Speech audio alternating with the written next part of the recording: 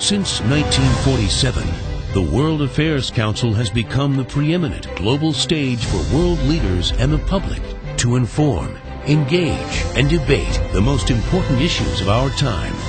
It's your world. Get to know it.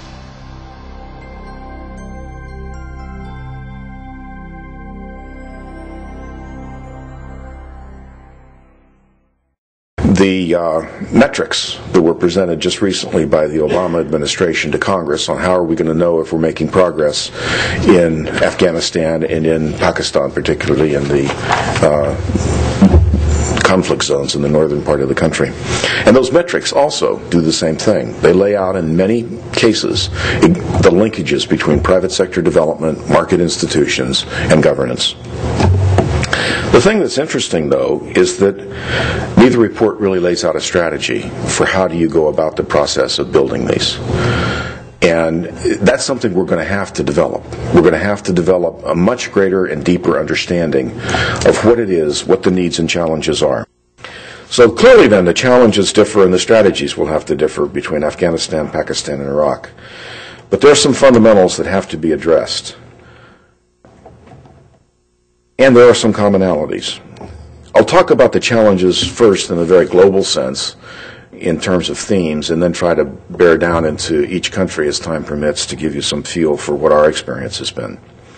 The key challenge, of course, is what we're trying to do is to mobilize the private sector as such as it exists, grow it, and then help it become part of the solution. And the first challenge, and coincidentally a report was just released, fascinating one from an Afghan organization talking about this today. The challenge is many people, especially in Afghanistan, but this is true in Iraq and certainly true in parts of Pakistan as well, have only the most vague notions of what we mean when we say democracy and a market economy. More so of democracy.